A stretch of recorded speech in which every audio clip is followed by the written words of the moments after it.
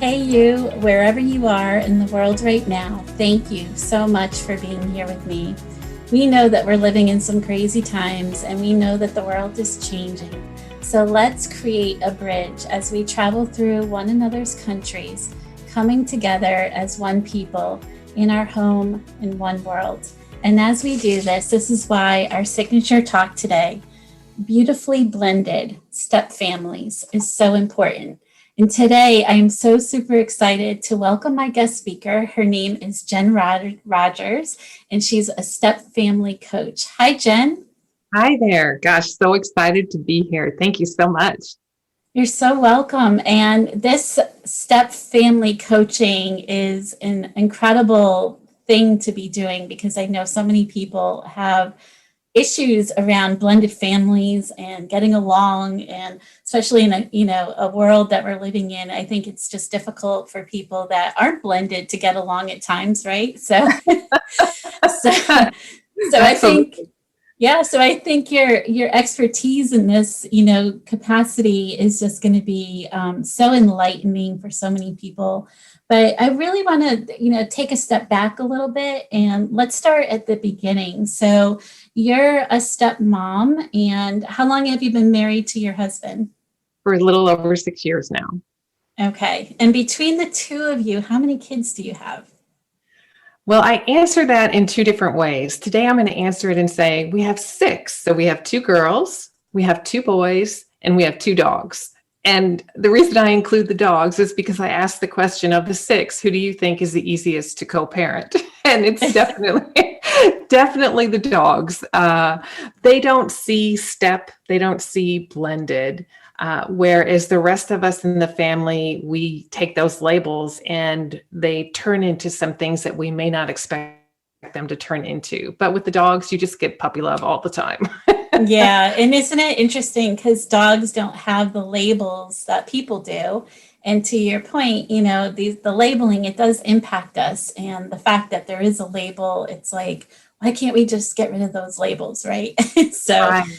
Right. but I love that you're coming on today and sharing with our audience this topic because I feel like around the world, especially here in the United States, we deal with some major relationship issues. And I feel like, from my own personal experience, I mean, I grew up with my grandparents, and my grandparents met when they were children and they grew up together and, fell in love, got married, and they lived the rest of their years out together. And we don't see that anymore. We just don't see that anymore. We see people getting together and then they end up, splitting after how many years? I mean, I know so many people that have been married for 20 years and then they're separating because of the empty nest, situation, and they don't know who they are anymore and they're not connecting anymore. So they're seeking out new relationships. And I really feel like there's something that's been lost along the way. And I don't know how many people really can identify it exactly. But the fact that you're willing to go into this space where people are opening themselves up to connect and get married again and bring families together, because that's really what you're doing, is you're bringing two families together. And your family system has just gotten bigger because you've got not only the original family from when you were married with your partner the first time and the kids, but now you have this introduction of this whole other family dynamic and all of their extended relatives. So there's a lot going on here. A lot makes it very complex, very confusing, I think, for the kids. So let's dive into this. I mean, share with me how this came about for you. How did you become a step family coach? What happened that triggered it for you? Well, you asked me how long I was married. So for 6 years married. And when you get remarried, you go into it thinking, I have these experiences, I have life experiences, I'm comfortable in my career. I know where I'm headed. I know what my purpose is. And then all of a sudden this divorce comes and things get shaken up. And once you recover from that, for me, I made a list. When I get remarried, this guy has to have this, and this. So truly, I had pre-decided that there were certain things that were going to happen a certain way based on my prior experience. So I'm not going to dive into my first marriage other than to say that it wasn't a good marriage. And it was 22 years of not being a good marriage. And one day when someone asked me, how long have you been trying to get divorced? I had said, oh my gosh, almost a whole time, without really understanding. And as I look back and talk to you now about it, it does tie into that connection, that there wasn't connection. So when you spend a couple of decades disconnected and you get an opportunity to start over, you're going to start over with a mindset that's different. And you know some of the challenges in marriage. So when you get remarried, you say, okay, I'm not going to experience those again, except it doesn't quite work like that. And so you almost set yourself up for, you have false expectations, unrealistic expectations, because even though you may have been married before, you haven't been blended before. You haven't brought those two households together. And so there is a lot of collision that goes on. So when my husband and I got married, I had two girls that were out of the nest, and then he had two boys that he brought into the nest. So for me personally, as a stepmom, I had a shift of, I was thanking God for giving me girls. Surely he knew what he was doing by giving me girls. And then all of a sudden I have all this testosterone in the house and I don't know what to do with it. And I don't understand it. But going in, I thought I had prepared myself and made space to welcome the boys. At that time, they were 13 and 9. So 13, for any of you parents out there that have a 13-year-old, you hear you know what I'm about to say, I'm sure, as far as the challenges related to just dealing with a teenager. And so I quickly felt out of control in my own home, and I questioned the authority in my own home. I didn't really know what it meant to be a stepmom. And so that doubt and lack of clarity had me questioning everything about myself. Thought, now, wait a minute, I had just come from this space where I was so confident and I thought I had this clarity and I knew what was important to me. And so I think that is where I moved into the step family coaching, to say I was looking for resources where I could figure out, what is God calling me to do in this space? Who am I really? Okay, there's the label of stepmom, but what these are the questions that people will deal with. Well, what do the kids call you? What is your custody arrangement? Who buys the groceries? Who cooks the dinner? Who does the laundry? Who makes sure the homework is done? Who takes them to the doctor? Can I take them to the doctor? Because I don't have any legal authority, but I'm married to this guy and I'm the step parent. It's so confusing. And so when you have confused parents, you oftentimes have confused kids.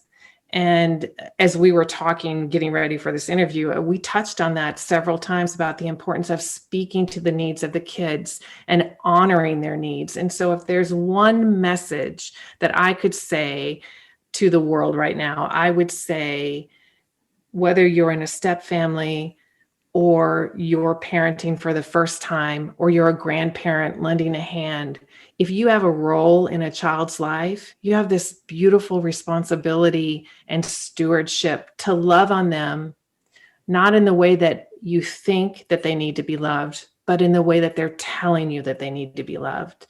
And in this year of clarity, in this 2020 timeframe of the whole world being shaken up, we need to be able to give our kids a certain level of confidence that it's going to be okay, when, even as we know as parents, we're shaken up too. So when you add that lack of clarity in your own life to the blended lack of clarity, it can create a situation where the kids really feel lost. So that's why I pursue this. I could not find a resource out there that blended God's word with blending marriages. And so that's what I'm passionate about, is coming up with a way, a strategy, a game plan in advance, a vision for really becoming beautifully blended. And so that's why I'm here. That's why I'm pursuing this, because there's a whole lot of hurt, whether you're the stepmom, the stepdad, or the bio parent, or whether you're a kid in the family. There's a lot of hurt. And as you and I talked earlier, we know that hurting people, they tend to hurt people. And so we want to be blended parents that heal our children, that prevent redivorce, that model what it's like to actually leave a legacy for your children, to love well. So that's what I'm passionate about. I love all of that. And as you were speaking to that, it was abundantly clear to me that this sense of hurt that people are feeling, especially the kids, it's a very, very real thing. I mean, I've done so many shows that at this point, it's abundantly clear to me that the adult mind and the child's mind are so completely different. And the way that it comes through, I mean, for anyone on the planet right now, we are living in a various stage of grief from this old world that we used to live in. And we're suffering from a lot of trauma because of the environment that we're in and how we're living. So depending on the stage of grief, I mean, that can come out in anger, that can come out as depression, that can come in many different aspects. And for the kids, especially, when they don't even understand how grief is processed, and they're not able to spend time with their friends, and they're not able to go to school in the traditional sense that they were going to school, and there's more isolation. Your message to love them unconditionally in the space that they're in is so profound and so necessary in this time. And I really appreciate that, Jen, that you're sharing that. And I just wonder, because there is this level of chaos in a sense, because there's various stresses that people feel. You have your normal stresses, but when it's compounded with a bigger global event and the lack of control that people have around that, it is much heavier, right?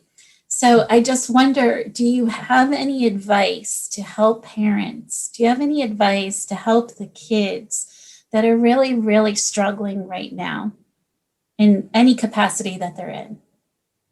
Yeah, I definitely. And I want to speak to a couple of those things that you were saying. This lack of control. Let's talk about that for a minute. So if people are listening and they say, well, I'm not in a step family, so I don't really know. I'm pretty sure if you're not in a step family, you know someone who is in a step family. And if you're in a step family, there are things you just want to be heard. You want people to hear. And so oftentimes when we talk about a hurt that we have, the response of a parent is to say, it's going to be okay. We don't know how, but it's going to be okay. And so as the kids, we had touched on teeny bopperhood. And so as the kids get older and they're figuring out who they are, they're going to respond to you differently with the classic, the eyeball roll or the complaining or the isolation on top of isolation, the withdrawing, the yelling, any of those kinds of things, because they're trying to express that all these things are going off in their body. And so they don't feel in control. So I would suggest that we take the time to actually listen. And again, something that you and I had talked about previously, this being present, this no phones, eyeball to eyeball. And while as parents, we do have lots of advice to give, there's such power in listening. And so if we were to sit down when our kid is telling us this is wrong or complaining about something, or you see they're struggling, asking them about it and actually speaking into that instead of telling them it's going to be okay. Like, what, gosh, you seem to be struggling in this area. What, you want to tell me what's really going on? And as I remind my husband often that when I am talking with him about an issue, I don't necessarily want him to fix it. I just want him to listen, and I want him to show me compassion. And so I think that is the biggest key, is physically being present with your kid, looking them in the eye and using your ears instead of your mouth and showing them compassion.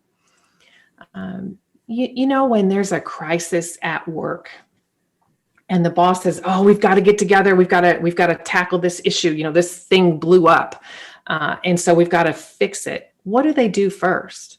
Well, they huddle together. They come together, and they're not bringing procedural manuals, and they're not bringing recommendations from prior events. They're coming together with their creative minds, and they're asking, how can we resolve this? How can we address this? So they've got a new situation, and while they're going to use their past experiences and skills, they've never encountered this before. That's a lot like what blending is actually. When you come together, you think you understand it, but it really is very different than if you watched the Brady Bunch and saw everybody line up in their boxes. That does not happen. Explosions would be going off in those boxes if we truly showed what was going on with blending. So to get back to the question, it is acknowledging the issue is real, demonstrating compassion, and taking the time to listen, to all work together to move from the place that's tough to a place that may be less tough. But making a space for that. I love all of that. And I reminded of how planning is so important, because I think when you implement a family plan together, it really does create an outcome of success. And right now, what we know is suicide rates are climbing across the globe. And unfortunately, it's in our young population that we're seeing the highest rates. So I think, it's so vitally important that as parents, we're very cognitive to the changes that our children are experiencing and understanding where it is that they're sitting in the space that they're sitting. And I think, sometimes these family meetings that everybody cringes, that they don't want to do. I think right now, what a better time to reconnect with your family, put a plan together around connection, because we know that connection is the key to getting people out of depression. We know that connection is the key to keeping people in the light. So, with your children, just sitting around the table and discussing ideas of what can we do to find ways to connect with our community, with our, with each other, with our friends. And I know with the platform that we're on right now, this video technology, as wonderful as it is hard also because it's not a physical, connection. So I think, if you have a pet at home, just allowing your children to really cuddle up with, that unconditional love of a pet is so powerful. But also, with the chaos that we go through, just as much as adults need to detox and get their spiritual alignment, so do the kids. And there's no time that is better than right now than to get your kids outside and get that fresh air and sunshine and help their bodies unwind from holding on to, the trauma on a cellular level. But your point about the chaos of the blended family, I see a spiritual warfare, as you described it earlier to me, happening and compounding with a lot of different things. And I think, especially with the world that we're living in right now, I think it really is important that as families that we do plan for success. But if you were to, I guess if you were to sit yourself down and you were to have a conversation with yourself and just say, Jen, I'm going to buckle you up for this ride you're about to have. Here's some advice for you. What would that advice be? Oh my gosh, the imagery that comes to mind. I'm in a rocket ship and I'm in this astronaut suit and I'm gasping for air and the rocket is taking off and I'm trying to hold on. That is what just happened when you asked me that question. Oh gosh. Honestly, as much as I don't want to say it, here's the truth. I would say, Jen, it's not about you. And I would say that because I didn't understand that these young men coming into my life were a blessing. I didn't understand that. And because of how I roll, I'm a list person. I've got a plan. I get things done. Like if you tell me that you're going to do something, then I'm expecting that you're going to do it. And I don't know if you have boys out there, you know that it doesn't quite work that way. They look you in the eyes and say, okay, okay. But as my brother-in-law reminded me, he said, Jen, they're just waiting for you to be done. They're nodding their head and saying, okay, but they're not hearing anything because they want to go back to whatever that thing is that doesn't involve you at all. So they're saying, okay, to get you to get out of their face, not because they actually care one way or the other if they're going to get it done. That's not what's important to them. And so getting that perspective, I think, was helpful. But I, as someone who likes things to, well, how would I say it? I like planned spontaneity. Okay. That's probably a good way. I love it when we plan our spontaneous events. It works really well for me.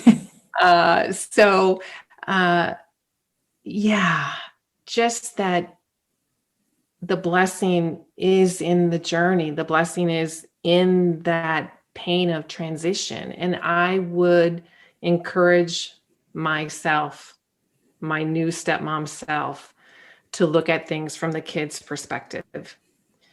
And to give an example, again, for those who aren't in blended families, they may not quite catch what the issues are. And I do want to take a moment here to encourage pastors to have an extra ear right now, because about 40% of your families in your churches are blended and no one is ministering to them. No one is talking to them and listening to them and sharing how they can move from the hurt to the healing. And blended is very different. So how is it different? Well, imagine that you are required to pack a small bag and go to a foreign country, into a land where you do not speak the language, where you do not know the customs, you don't like the food, much less know what the food is. Everything is different. And you're told, hey, have a great time. You don't have any currency. You don't have any money to buy anything because you're not in relationship. And there is relationship currency, if you will, that you build trust into your relationship. So you don't have any of that. And so, oh, by the way, be happy because your mom or dad, they just got remarried and they're really happy. So be happy. And so depending on the ages of the kids, they want to be loyal to their parents. They want to honor their parents. And many of them won't express the pain that they're experiencing, or just the confusion, like, this isn't my house. Why do I gotta do things this way? And I think that paints a picture of what some of those challenges are, that we're asking our kids to completely change their lives and move into this new set of norms where they can't buy and sell yet, that they just have to figure out how to survive. And so when you're working on surviving, we know that you can't be thriving then, because you're so filled with, how do I just get through this moment? And so if you're a step parent and you don't understand these transitions with the kids that are coming in, it makes it pretty challenging because you take it personally. Like, why don't they like me even? Okay, they don't need to love me, but geez, why don't they like me? Well, as the manifestation of my parents are never getting back together again, sometimes it's pretty hard to like you, much less love you. And that just hurts, right? It just hurts, but it's real. And as we were talking earlier, I kept thinking about the elephants in the room, that we have got to talk about these elephants in the room. And so we called them white chair conversations. So we had a regular dining room table and we had the formal dining room table. And there are white chairs around the dining room table. And so we'd have white chair conversations. So we knew when we were having white chair conversations that these were real family meeting conversations that you were talking about earlier, coming together that, oh gosh, we don't really want to do this. And I'll tell you, we left many family meeting conversations angry with one another. We moved from a every other weekend where the boys came every other weekend to an every other week. So there was a custody battle that was fought in there. So that's very challenging times. And so I used to call them, well, I still call them Sunday night specials. Sunday was the day of transition. And for a while there with the oldest one, we had Sunday night specials. Like, oh my gosh, it's never good. And we go to bed hurt and frustrated and annoyed and full of despair, all of those things. And then having to work through that and come back together again and asking yourself, why is this so hard? So if you are struggling when your stepkids come over to your home, when it's your time on, I'm going to encourage you to do this one thing. I'm going to encourage you to get together, you and your partner and the kids, and acknowledge the elephant in the room and say, today's transition day. How are you guys doing? Is there anything that you're bringing from your week that we can help you with this week? What's going on in your schedule? So the boys were in different activities in school. And so having that, this is what we're doing this week, it kind of settles things a little bit to say, okay, even though I'm in this house now with these rules, I'm still going to do some of these normal things. So to the point of what we were talking about earlier, that even now those normal things are taken away.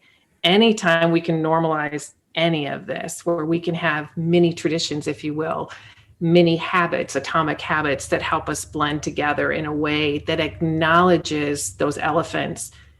This is hard. I'd rather be at my mom's house, or I'd rather be at my dad's house. What parent wants to hear that? No parent wants to hear that, but it's real. Okay, so let's talk about that. And of course, that's something that it takes time to get to that point.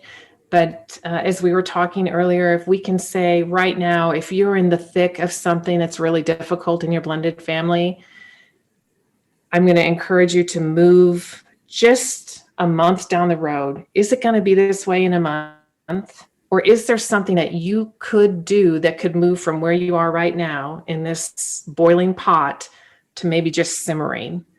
And what would that thing be? And begin to ask yourself that question, because oftentimes we just feel defeated. And when we're defeated, we're not solving, we're not being creative, we're not inspired, we're not asking ourselves, hey, if I were just to be curious about how I could move from here to there, what would happen? And so curiosity goes a long way in asking ourselves, how do we move from where we are to where we want to go? And if we don't know where we want to go, we can't even begin to answer that question. Yeah, I think there's so much in that you just shared that is so powerful, because it does identify the conflict, it identifies some solution, and identifies a lot of things that people are going through. And even for people that are contemplating getting into this environment, I think it's just very helpful to have some tools that are available that they can implement immediately. And, I go back to my grandparents who, remained married forever. And that generation, they didn't have the ability to just up and leave. Like the women stayed home and the men were the breadwinners. And, that's the way that generation operated. But in today's world, we have the ability to leave. And I think that's one of the things that makes it really hard for the kids too, is that do we have to worry about, this new person in our life leaving? And that's something I think is one of the elephants in the room. We're building a relationship again, and do we have to worry that this person's going to leave us too? I mean, do you have conversations around that? Yeah, so as you were saying that, I just felt this arrow in my heart, right? Like, what's the point of even trying to be in relationship with you when I don't trust that you're going to be here tomorrow, kind of thing. That's what I heard you asking. And so it's very easy for us to focus on the negative. That's what we do. It goes back to the beginning, part of our survival instinct, how we were created to make sure that we kept breathing, right? And so we were aware of the negative in a way that it just can overtake the positive. And so that goes to really being intentional about what we're doing and understanding that challenge that our kids may fear that. And so I'll tell you, my husband and I committed to each other that we were never going to say the D word. Do you think we kept that commitment? No, we didn't. Because we really weren't. I mean, we thought we were, but we didn't understand that we needed to actually kind of write a covenant down, just like you write your wedding vows. Some people write their wedding vows down. It is like that, to say that together, our vision together is to stay married and to bring our kids into that vision, like working out the plan with them. So as adults, we have a responsibility to provide a home. So we put a roof over the kids' head, right? And we feed them and we clothe them and we nurture them and we educate them. But we also have a responsibility to encourage them to be creative and to see things that are possible, even though they're not there right now. And so when we say, hey, all things are possible with God, we mean that this marriage is possible with God, that we are staying married to one another. And we understand that it's not going to be an easy thing every single day. But we also understand that we can have some fun doing this together. So one of the projects that I would work on with parents and kids together is creating a family crest. And that's where everybody gets to come up with, hey, this is what I like to do. So if they're real little, maybe they have a baby doll that they really like. And if they're older, maybe they play baseball, or they're an avid reader, or they play the guitar. All this is age dependent, of course, but coming up with some sort of symbol that represents, this is what we look like together blended. And I have people that I work with there. They have developed this genogram where you put in all the players of your family, and it shows you the connections of who's in your blend. So for me, like I said, it's me and my husband and the 6, the 2 girls, 2 boys, and 2 dogs. Well, who's in the house right now? Well, there's only 1 in the house right now because all the older 3, they're out doing adulting. And the oldest one is making lovely grandbabies for us. So we love that. But what actually is, I think helpful to understand is that when we're together in this house, we're not the only ones who are influencing this home. And that's what this genogram, this family map does. It shows you the outside influences. So if you're married for the first time and creating your family, you could identify some outside influences. Like my mother-in-law doesn't like my husband. That could be one, right? That could be a negative influence. When you're in a step family, you've got lots more adults involved, and therefore you have lots more adults feeding in and influencing your children. And some of which you know, and some of which you don't, depending on what your custody schedule is and how often they are with you versus how often they're in the other home. And so when you create this map, you begin to understand that while you thought when you got remarried, you would have more control based on your experience, when you blend, you actually, without understanding it, you actually lose control because there are more players involved and more people giving you advice or reminding you that you signed up for this than if it's one family. And so the visual representation, I think, is incredibly helpful to understand how complex these families are. And so when you're in your home, even though there are outside influences, a thing like a family crest says, hey, this is what we look like together blended. And we understand that there are outside influences, and we want to be aware of those. We want to embrace them instead of resist them. We use a lot more energy resisting them than embracing them. And so I just want to take a moment, if I can, and speak to those parents out there who are dealing with a high conflict ex-spouse.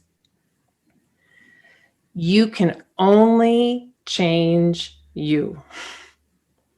That's it. You can only change you. And so no matter what that other person is doing, your responsibility to steward and love your stepchildren does not change. It does not change. And God is asking you to love the way He loves. And we know that love involves sacrifice. And that sacrifice, back to this Jen telling the newly married Jen advice would be sacrifice is required. And the pride that you have will be shaved off. And you will embrace humility, and you won't like it because it doesn't feel good, right? Who likes to be disciplined? Nobody likes to be disciplined. And yet that's what you experience as you blend. Yeah. And, that's part of growth, though, is being uncomfortable. When you're growing, you're uncomfortable. So you talk about not liking something. That's just part of growing. Right. So I appreciate that. Mm-hmm. There's so much that is involved in this process of blending families. And I just wonder, is there anything we miss that maybe you could share with the audience that could be helpful in implementing today? Yeah, I would say the most important thing is this, that just as you and I in this conversation are creating something bigger than either one of us could have created on our own, it's the same with you and your partner. That you got married because you love this person and because you wanted to build a life together. And when you attempt to parent in whatever your blended situation is without your partner, it's not going to be good. It just is not. You need that person to support you, to love you, to back you up. You need to have conversations with them about what are our boundaries. My gosh, there's so much that we haven't talked about. But you really need each other. You really do. And if you could go back and recapture that starry-eyed moment when you fell in love and remember that this is why, that this is what you're fighting for. You are fighting for that second chance that you've been given to love well, to blend well, to blend beautifully together. And that requires work. And we know when we think about people who we admire people who are willing to do the work. We are inspired by people who have this confidence that I don't know how, but I know that I can do this next thing. So all of that to say that it goes so much better when you're in it with the one that you truly love. And so be in it together. You two decide together what's important. Recapture that time that you had and begin to build out a vision for your family that says, wherever we are right now, this is the direction that we want to go, and then fulfill your call to lead in that direction. You're right. There's so many things that we haven't discussed, but I think right now with the way the world is, I mean, we hit some high level pieces that people can implement today and start to make these soft, small, subtle changes in their family system. And it's just really, I mean, really the whole context is around using tools, using tools to create a better situation, a better environment, not just for your marriage, but, your family system, for the kids, for everybody that's connected, as you talked about with the geogram and the family system. And I like that idea because it really does show the interconnectedness of how we need each other and how we really do have these 6 degrees of separation, right? But we're all interconnected in some way, and it just kind of reinforces that. But Jen, this has been so enlightening on so many levels, and I appreciate so much, the space that you're coming from, because I just really, I really know that there's so many people that don't go into this space because they just think that they're just going to get married and somehow they're going to make it work. And it doesn't matter how messy or ugly it is, this is what it is, and we're just going to own it the way it is. But you're showing us a different way to own it. You're showing us a different way of embracing it and not making it feel so bad, right? So I love that inspiration of hope. I love that light that you put on the subject. And you're the perfect person to do that because you're in it and you understand it and you know it. And boys and girls are definitely different. I mean, I'm the mom of both, so I get it. And very, very different. But I mean, what a blessing they are nonetheless. And they teach us so much. They teach us how we have this inner strength that we don't even know that we have. And they teach us our purpose, and they teach us so many things that we don't even see about ourselves that bubbles up to the surface. And there's so many blessings in that too. And that's a whole nother show. But but I can't thank you enough for being with us today. Thank you so much. Oh, yeah, I've absolutely loved it. It's just been, it's always eye-opening to talk and reflect about where you come from and where you're going. And I definitely like this space. And again, just want to encourage your listeners to keep your eyes forward, that there's so many beautiful places that you get to go as a blended parent. Just to encourage them that it's really amazing. It can be really, really beautiful.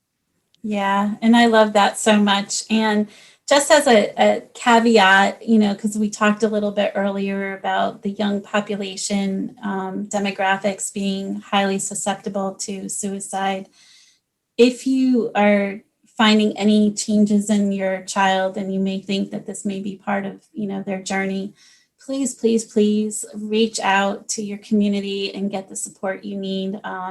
And if this is for yourself, do that for yourself, but please do that, because we are living in a space that is uncomfortable. And, as the rates go up around the world, I feel a personal responsibility to make sure I make mention of this, when we have a conversation around it.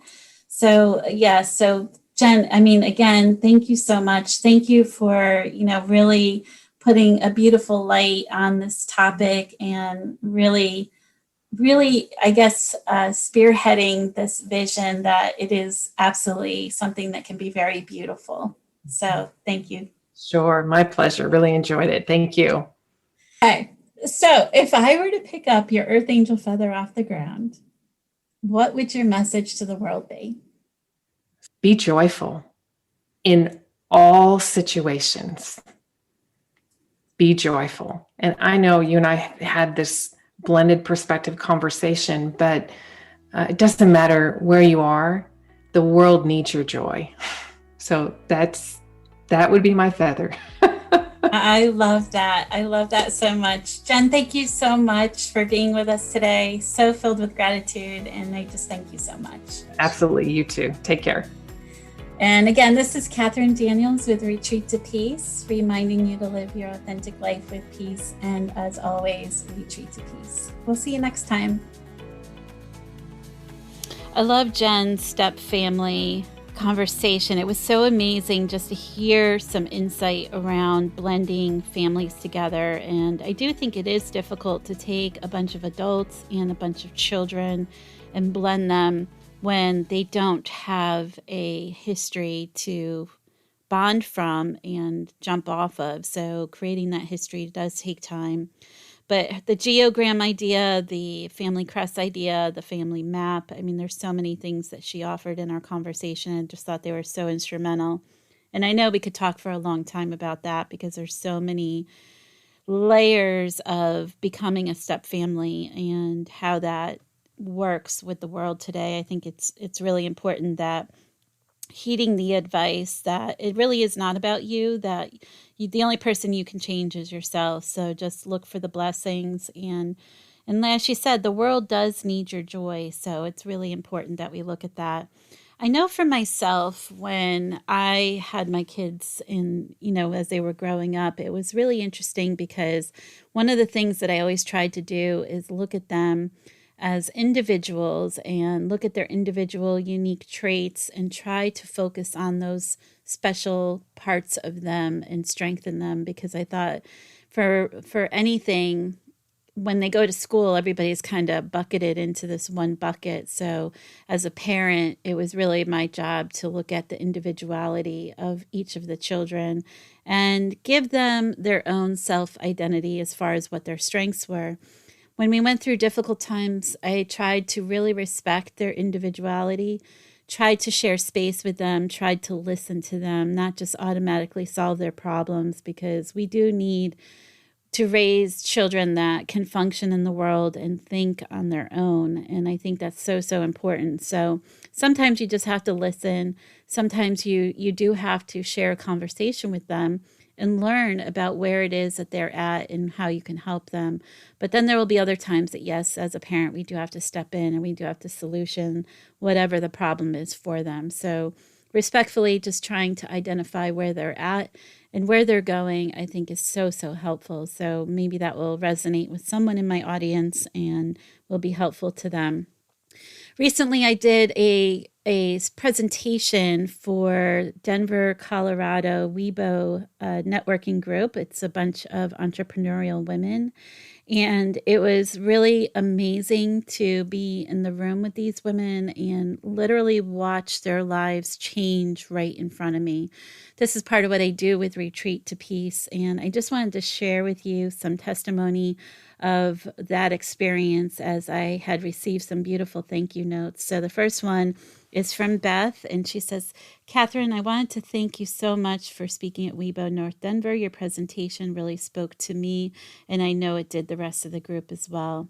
Thank you also for taking some extra time. It was truly a pleasure to have you, and I would love to connect again. And Beth, absolutely, I would love to connect with you as well.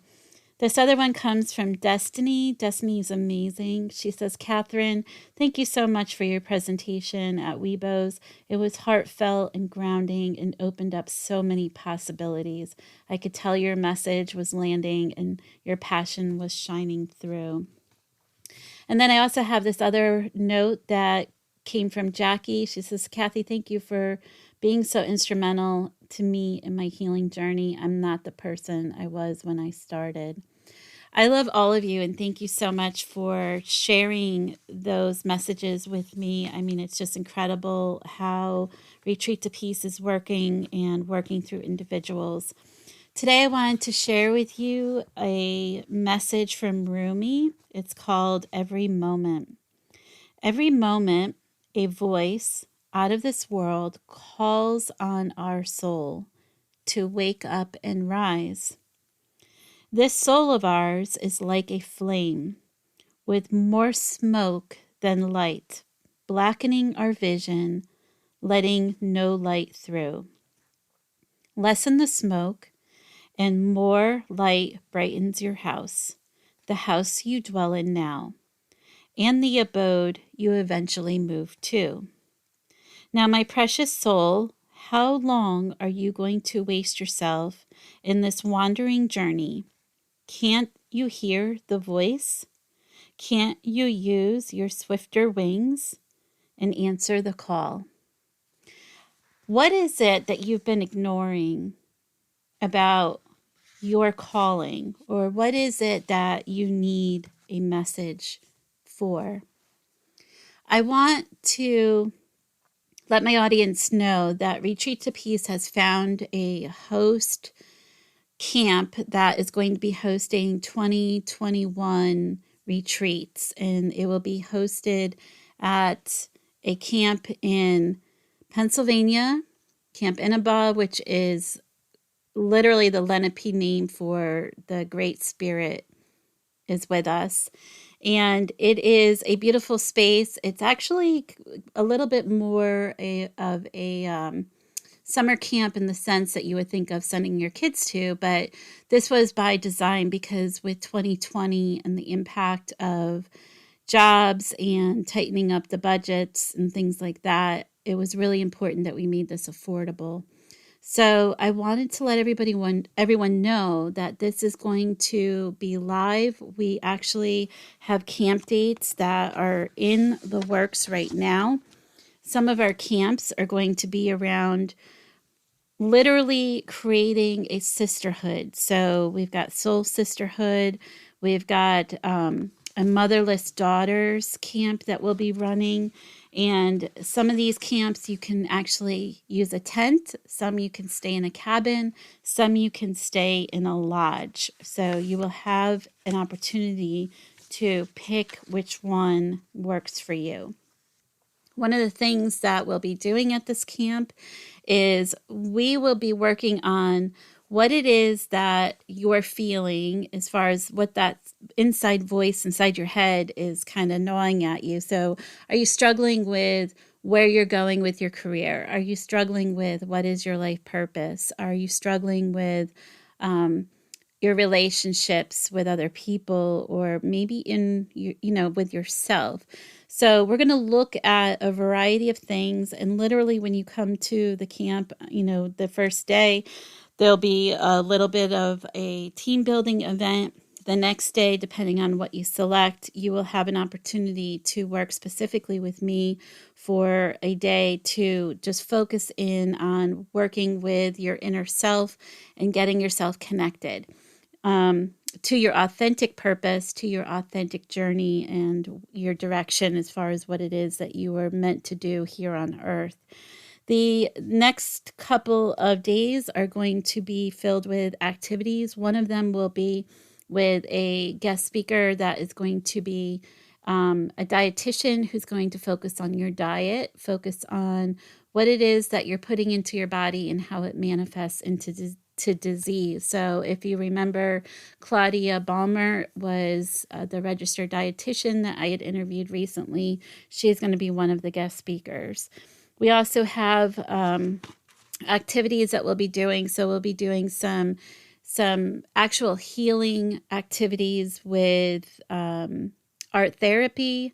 We'll be doing some journaling. We'll be doing actual sound healing, Reiki. There'll be other sessions as well. And a lot of this is going to be a very hands-on, full experience as far as the body, the mind, and the soul.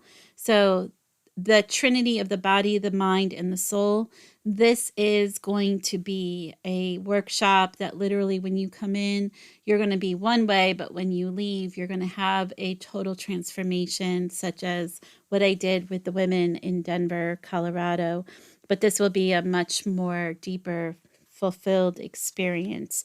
So if you're looking for information around any of this, please get me your email address and I will send all of that to you. So you want to email at retreattopeacellc@gmail.com and we'll get over to you all the dates and all of the information.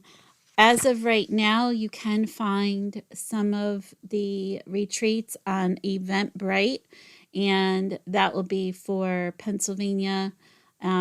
Spring City, Pennsylvania is where the camp is, so that's where you can find it. And again, that will be live. There's a couple out there that are live already, and for the entire 2021 calendar, they are being uploaded as we speak. So not all of them are uploaded as of yet, but they will be, and just keep your eyes open for that. So anyway, just wanted to share a lot of love and gratitude for the beautiful people that I continue to meet. I want to also just say that last week was an amazing week filled with energy. The previous week, I know it was pretty heavy, but last week there was some really good energy. So I am working on writing my third book. All three books, all three titles will be released at the same time. And that was something that I was guided to do by God and Spirit. So I am continuing to honor that space. And I just wonder if you're doing anything to honor your space. Is there anything that you feel like you should be doing to bridge that to a deeper level and really get connected? So I invite you to just ponder that question and think on it and make some time for yourself to just really get in a space where you're taking care of yourself and just really know that you are surrounded by a lot of love. And as we continue this journey together with Retreat to Peace, I look forward to continuing to give you guidance and healing. And as my message continues to grow and builds out there, I'm super grateful for every single one of you that has allowed me to be part of your space and really just be there alongside of you. So thank you so much. And I just send a lot of healing prayers around the world right now as we continue to go through adversity and a lot of changes. And I know there's a lot of distortions and people aren't really sure what is truth or what is not truth. And I would say that is true of wherever you are in the world, but we'll still continue to be there for one another. So continue to be in your high vibration. I wish you all love and peace. And again, this is Catherine Daniels with Retreat to Peace, reminding you to live your authentic life in peace. And we'll see you next time. And don't forget to join us when we have Kasey Compton and her shared talk about losing everything. You're not going to want to miss that. Have a great week.